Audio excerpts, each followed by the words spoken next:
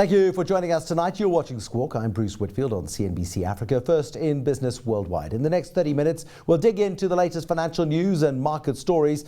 David Shapiro away. We sent him off to Cape Town for the whole budget team. So we're joined at the desk this evening by Nerina Visser from Nedbank Capital and Chris Gilmore from ABSA Investments. We look at the budget, and Nerina, a lot of people are quite impressed by the budget. I thought it was incredibly dull. I like to describe it as the octopus budget. If you superimpose Pravin Gordhan's face onto an octopus, you then take the 8 legs of the octopus, you pull them all in different directions, you get the big surprised look on the octopus face. That's how I felt the poor finance minister was yesterday, being pulled apart by 8 different vested interests coming through. I think it's a very good analogy, except that I don't think there was a surprised look on his face. He knew exactly what he was doing. He was very much in control, and it was very reassuring, certainly not just for South African investors, but it must have been reassuring, I think, for many international investors also, that yes, it was a dull budget, it was a boring budget, but boring is good in the context of investment friendly. Predictability is good, and I think the whole medium-term budget framework that we've had in recent years have put us in this position, and therefore very reassuring to have him on a day like yesterday come out and really not shock or surprise us at all. So good, so investor friendly, so much for building confidence that 3 ratings agencies came out with negative, neutral and positive on the budget. Chris Gilmore, is that the ratings agencies being schizophrenic, or do we not just have a clear enough policy? Well, add them all up and you get nice and neutral. Nice average. That, you see, and that's actually very good. No, look, I think it was a very pragmatic budget in many ways. And the way I read it also is he's throwing out a kind of olive branch. He's saying to business particularly, guys, come and join us, because governments here and in the rest of the world, they don't create jobs other than in a bloated civil service. But what they can do is provide the enabling environment for companies and other constituencies to come in and build this economy. I was at a budget breakfast this morning, and Jerry Vilakazi was one of the speakers. He was member of their National Development Plan, and he was saying that the big change, and Jen Sita from Ernst & Young as well, saying the big change from last year to this year, post-Mangaung, is that business has been consulted twice since Mangaung in terms of big policy directions. Mangaung has actually been a pivotal point for the future of South Africa in terms of this, okay, we might not like each other very much, politicians and business, but we better work together, otherwise this thing doesn't work for everybody. I think that's a very fair comment, and it would be interesting to know what role Cyril Ramaphosa has played in all of this, whether, as he said, he would be playing more behind the scenes. This is not about him suddenly becoming the vice president of the country, he is of the ANC, but I think it clearly shows that him understanding the business environment a lot more also understands that these parties need to work together. Blah blah fish paste. We're repeating a lot of stuff that's said on other channels. On this channel, people talk about this all the time. How does this build the base for growth into the future? If you look at the NDP, the National Development Plan, they're talking about 10, 15, 20-year approach to things. And the wish, if you like, in the State of the Nation address is that we treble the size of the economy in 17 years. That's a very, very ambitious thing to Massive. do. And if you go and actually work it out, it means we've got to grow at 6.7% per annum compounded for the next 17 years. That's ambitious, probably not going to happen. If the best case scenario, we get to a position where we might be growing at 6% within the next 6 or 7 years. Yeah, and look, bear in mind that Eskom wouldn't be able to cope with that as it currently stands. So that is very ambitious. But if you do get the private sector coming in, don't forget the private sector is currently sitting on R1 trillion worth of cash that it wants to invest. Does this budget encourage them to spend that money, invest that money? Maybe not yet, but I think it's making the right noises. And eventually that has to happen. Because if you compare ourselves with the other components of BRICS, okay, Brazil, Russia, India, China, they're generally speaking growing at far higher growth rates than we are. Pravin Gordhan himself said a couple of years ago, we need to grow at 7% per annum for the next 20 to 30 years to make any meaningful dent in unemployment. And it's right. So can we get there? Yes, theoretically we can. How do we do it? And that comes back to your original point. You only do it by embracing the other parts of the community, basically. Okay, so we feel embraced, do we? Do we feel embraced? Well, not necessarily, but I think, coming back to the question of is this actually putting things in place for the future of growth? Absolutely. I do think that's what we're looking at here. And how will we grow the economy to double? Forget 2.5 or 3.5, whatever the GDP percentage growth rate is. That's almost irrelevant. It's about, can we actually educate our people? Can we employ our people? Do the 60% of South African households, 59% of South African households that live on less than 2,500 rand a month give a damn? do they feel embraced? I think you could ask exactly the same questions to those that live below the breadline to the ones that feel that they are carrying this entire can by themselves. And I think you would get very similar answers. Do they feel embraced? No, not necessarily. Coming back to your analogy of the octopus, it's been a very fine balancing act that he's had to carry, and I think he's done it quite well. Are there two shares that benefit from this budget? One each. Is there a share that you would buy today I'll give you a few minutes to ponder it in the back of your mind while we talk about other things. And before we go to the break, I'll ask you each for a share. Have a backup just in case the other person has chosen it first. But is there a share based on Budget 2013 that you think is worth buying and holding for the period of the National Development Plan? What is going to be the theme that carries a particular company through the next 20 years? Let's talk a bit about some of the big stories on the week, and a little bit like Mampela Rampele launching her political platform at a time where Oscar Pistorius was dominating the news. She really didn't get enough airplay on that.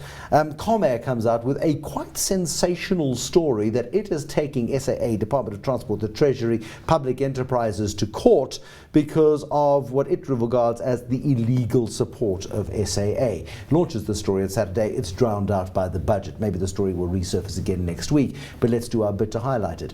It's a courageous story. I mean, you had a proper job once as a journalist, didn't you, Chris? I mean, you understand what a good story this is. Fantastic story. And I heard Eric Venter talking to you on the radio, on your radio show the other night about it. And, from a purely logical perspective, there's an awful lot of substance to it. Yeah. And, it does appear, certainly the way that I've heard it, that SAA is effectively ignoring all of the legal framework that was put down in 1991 when the whole airline industry was deregulated. Yeah.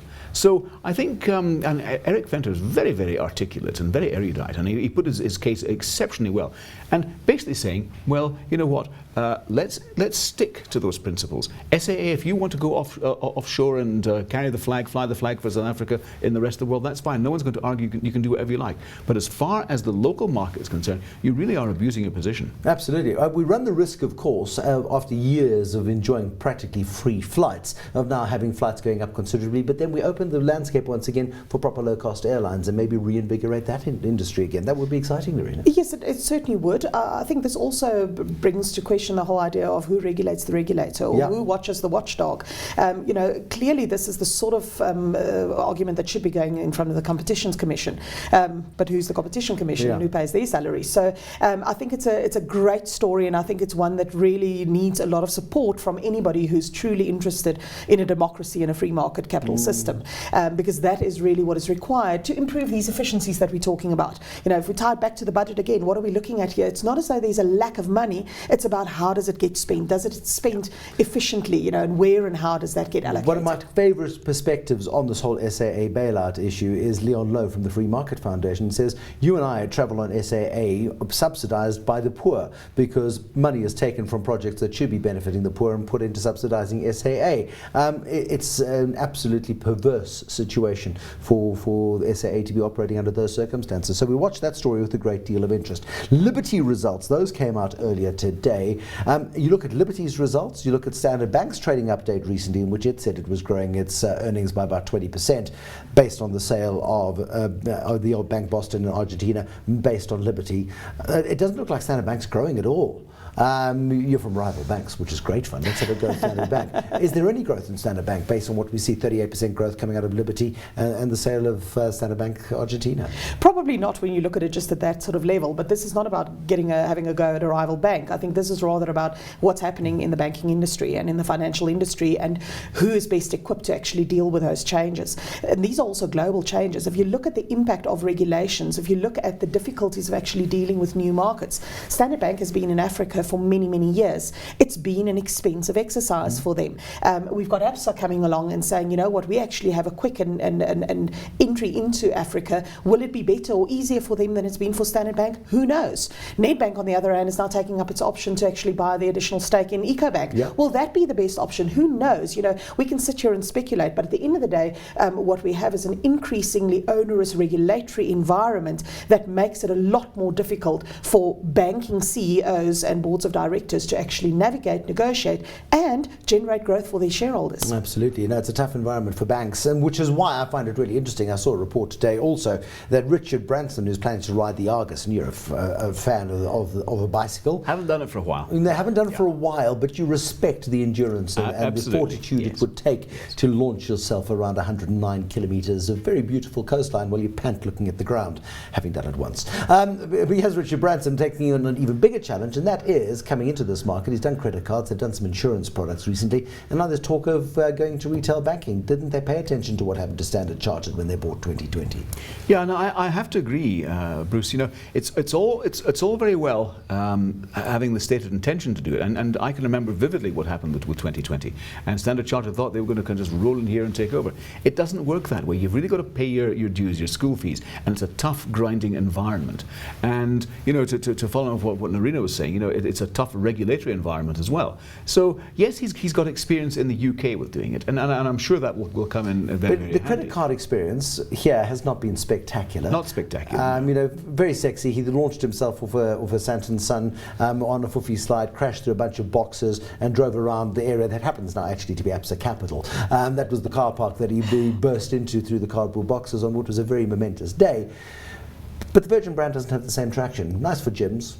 Makeup didn't really work either. And our credit card's a bit soggy. What it may be doing is, and we touched on it briefly, is the rest of Africa. Yeah. You know, last week I was at a ShopRite presentation, and Whitey Basson put up a wonderful graph of a map of Africa showing where the real growth is. And South Africa and a couple of other countries in Africa are growing at less than 3%. Yeah. The rest of it's pumping. It's going 5, 8, 9, 10%, you name it. And I think Virgin must be thinking, we'd like a slice of that action as well. You know, okay. It's a very, very difficult market, obviously, logistically and otherwise. As Whitey Basson says, Africa is not for sissies. But I think that is why so many multinationals, like Walmart, maybe like Virgin, are coming in here, seeing this as a good bridgehead into the rest of the continent. There we go. That's a nice perspective on that one. What are Grindrod's results? Really, really strong here in an environment where global trade is really not that fantastic. Grindrod's growing 22%. That's a really nice number. Yeah, although if you strip out the logistics side and the freight handling side, you know, the shipping side isn't looking good at all. Okay. And you know, you got an awful lot of spare capacity floating Well, around. isn't it literally they floating around the diversified 5-6 years ago? Well, exactly. No, it's paying off. No, you're right. They're building a new head office, though. I've noticed that, you see, and it's the kiss of death, isn't it? Protea Place in Santon. They're busy going through the process right now. MMI, that insurance space, quite dull, not particularly interesting. MMI, though, seems to be doing all right. Yeah, I think they're obviously still consolidating after all the mergers and the grouping together and so on. So I think there's still some further benefit to be had there, but nothing really spectacular that sort of grabbed our attention at this stage. But what we like Imperial. We love Imperial. Imperial's been spectacular, but even it, after years of sort of consolidating the massive empire built by Bill Lynch, they've put it into more accounting, sort of easily to understand blocks, and they've done a really good job at that. But Hubert Brody's beginning to look like he's needs some new ideas. Look, I think Hubert's done a fantastic job. If you look at Imperial 5 years ago and you look at it today, I mean, it's you can hardly recognise it. The surgery has been so profound. You're right. I mean, what 14% growth? But again, Africa is starting to appear on the radar screens. So I think you know, maybe one of the messages that's coming through loud and clear from a lot of the results we're getting now is that South Africa at this point in time not looking so interesting. The rest of Africa is looking much more interesting. Hopefully, going back to what we said a few moments ago about the budget and embracing all sorts of different constituencies, we're going to see much more robust and sustainable growth here. But in the meantime, I think Africa does have a lot more appeal. But doesn't this undermine South Africa's own environment, where you've got these companies with all of this money sitting on balance sheets, so that are taking their growth prospects into the rest of the continent and kind of happy to let the base fester at home and not do particularly much? Is that a risk? I think definitely, and I think it's a very good analogy and assessment to use there. The concern is that if you are doing it on the basis of, let me rather get away from the home base that's not so happy and go and play in a different yard where I don't have to clean up the mess. Sage, Old Mutual, yes. Remember those lessons. Yes. And at the end of the day, what you're finding is it's only the benefits of playing in the different yard that comes back to or accrues to South African shareholders. So you're bringing your profits and your earnings and dividends, you're bringing that back.